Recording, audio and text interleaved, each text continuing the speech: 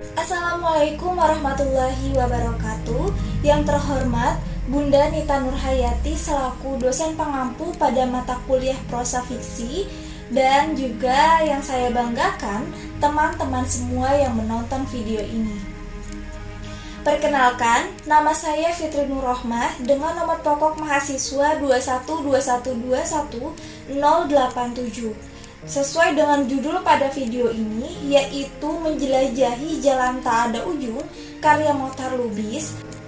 Saya ingin menganalisis lebih dalam mengenai novel karya Mohtar Lubis yang berjudul Jalan Tak Ada Ujung. Nah, sebelum pembahasan lebih lanjut mengenai novel Jalan Tak Ada Ujung, siapa sih yang tidak tahu Mohtar Lubis? Mohtar Lubis ini dikenal sebagai jurnalis dan pengarang ternama di Indonesia. Mohtar Lubis lahir di Padang pada 7 Maret tahun 1922 dan beliau meninggal di Jakarta pada 2 Juli tahun 2004. Selama hidupnya, Mohtar Lubis ini mendapatkan banyak penghargaan, di antaranya yaitu Golden Pen of Freedom dan International Press Institute World Press Freedom Heroes. Salah satu novel terkenal Mohtar Lubis yaitu Jalan Tak Ada Ujung. Nah, Jalan Tak Ada Ujung ini merupakan novel karya Mohtar Lubis yang diterbitkan pada tahun 1952 oleh Balai Pustaka. Pembahasan lebih dalam mengenai novel ini akan saya bagi ke dalam 5 macam bagian. Yang pertama yaitu identitas buku, yang kedua sinopsis menggunakan pendekatan parafrase, yang ketiga analitis unsur pembangun khususnya unsur intrinsik, yang keempat angkatan periode sastra, dan yang terakhir kesimpulan. Nah, beranjak pada poin yang pertama yaitu identitas novel. Judul novel yaitu Jalan Tak Ada Ujung. Penulisnya Mohtar Lubis, penerbitnya Balai Pustaka dan Yayasan Pustaka Obor Indonesia. ISBN-nya 978-979-461-9803. Novel ini sudah dicetak berulang kali. Cetakan pertamanya pada tahun 1952, cetakan keduanya pada tahun 1958, cetakan ketiganya pada tahun 1971, cetakan keempatnya pada tahun 1977, cetakan kelimanya pada tahun 1952, dan cetakan-cetakan lainnya. Nah, pada poin nomor 2 ada sinopsis dengan pendekatan parafrase. Di Jalan Tak Ada Ujung karya Mohtar Lubis ini merupakan sebuah karya sastra novel yang mengisahkan kehidupan pasca kemerdekaan.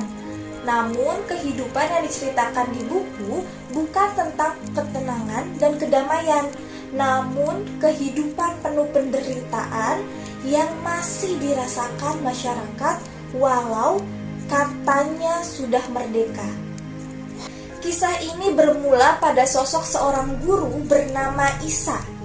Isa merupakan seorang guru yang terkenal dengan sifatnya yang lemah lembut, baik, berjiwa seni, hingga ia disegani oleh para tetangganya.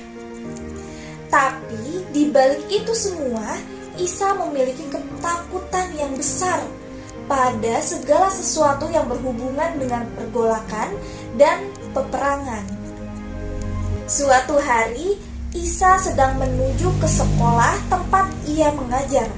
Tiba-tiba, ia mendengar suara ubel-ubel, atau disebut dengan tentara Inggris asal India, dan teriakan para serdadu di jalan Gang Jaksa. Rasa takut yang menggerogoti perasaannya membuat Isa pun numpang bersembunyi di sebuah rumah warga. Isa menyaksikan dengan jelas bagaimana serdadu itu menyiksa habis para pribumi. Bahkan dengan biadabnya, mereka berani menggeledah para perempuan yang menarik perhatiannya. Isa tertegun saat itu karena teringat istri dan anaknya yang hanya berdua saja di rumah. Setelah tentara pergi, Isa bersama orang-orang yang bersembunyi itu pun keluar dari persembunyiannya untuk melihat keadaan sekitar. Kedatangan ubel-ubel tadi menyisakan seorang Tionghoa dengan kondisi tergeletak penuh darah hasil dari tembakan yang mengenai tubuhnya.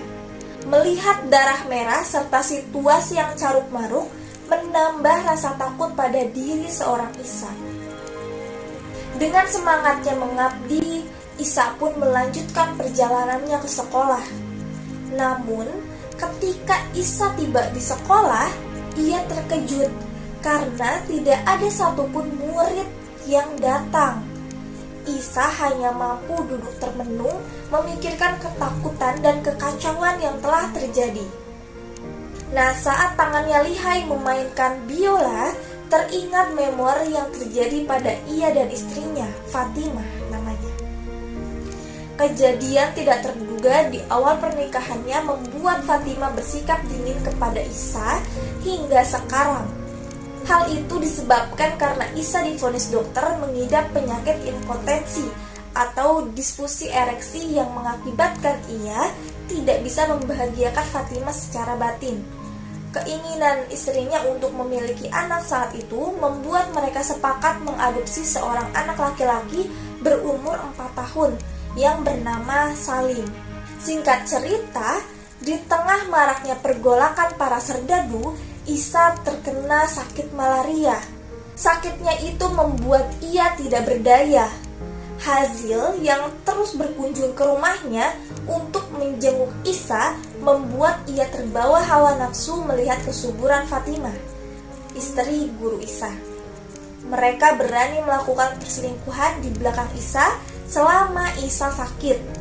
Hingga suatu ketika, pipa Hazil yang biasa ia taruh di bawah bantal kamar Isa pun tertinggal, membuat Isa curiga dan cemburu. Namun, niatnya untuk menanyakan hal itu kepada Fatimah dan Hazil, ia tutup rapat-rapat karena takut adanya salah paham. Bulan telah berganti, tetapi Isa masih menyimpan rasa takutnya itu. Pada bulan ini, Isa diajak oleh kelompok organisasinya untuk meluncurkan granat di bioskop tempat perkumpulan para serdadu. Dengan segala strategi, ia dan kelompoknya berhasil melakukan aksinya. Namun, sesaat setelah kejadian itu, nasib Isa dan kelompoknya menjadi sangat menderita setelah diketahui aparat bahwa mereka adalah dalang dibalik kasus pelemparan granat. Mereka ditangkap dan disiksa habis-habisan karena perbuatannya. Nah, kejadian ini menjadi akhir cerita pada novel Jalan Tak Ada Ujung karya Mohtar Lubis. Dari parafrase yang sudah disampaikan, jika dikaji lebih dalam lagi dengan pendekatan analitis struktur intrinsiknya, maka tema yang dibicarakan yaitu mengenai perjuangan hidup seorang guru yang bernama Isa di tengah gejolak revolusi pasca kemerdekaan. Alur yang diceritakan Mohtar Lubis pun jelas dan tertata maju. Guru Isa yang menjadi tokoh utamanya pun diceritakan sangat epik oleh penulis. Apalagi penambahan tokoh-tokoh lain seperti Fatimah, Hazil, Salim, Rahmat, Tuan Hamidi, dan lain sebagainya yang menambah cerita menjadi semakin lebih menarik. Penulis juga mengambil setting di Jakarta sebagai tempat utama pada cerita ini.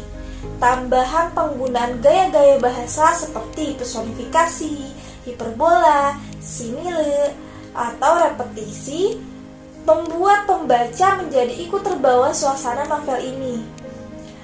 Lalu yang terakhir ada amanat yang dapat diambil, yaitu segala bentuk dari perjuangan apapun yang sudah kita usahakan akan menghasilkan diri yang lebih baik.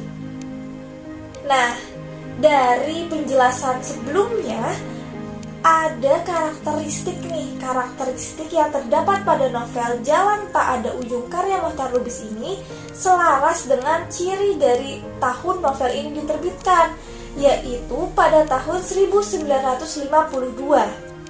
Kata 50 menurut Siti Nurhayati pada laman kompasiana.com memiliki karakteristik penggambaran suasana perang yang mulai berkurang, tetapi tetap menonjolkan hidup yang penuh penderitaan. Nah, hal tersebut pendapat nih dengan saya, karena sangat jelas tergambarkan di novel tersebut bagaimana kehidupan penuh derita, padahal pada tahun itu Indonesia sudah merdeka. Akhir kesimpulan dari novel karya Mohtar Lubis ini menceritakan masa-masa revolusi yang membuat masyarakat mengalami ketakutan, jiwa yang tidak tentram dan nyaman dalam melakukan kegiatan sehari-hari. Nah, novel ini juga bercerita tentang keadaan masa revolusi dengan ketakutannya Guru Isa dan keberaniannya Hazil nih. Nah, hal itu mencerminkan kehidupan manusia yang walaupun akhirnya ketakutan yang dialami Guru Isa hilang, berganti dengan keberanian, dan Hazil yang pemberani pada akhirnya mengalami ketakutan. Terima kasih sudah menonton video ini sampai akhir. Wassalamualaikum warahmatullahi wabarakatuh.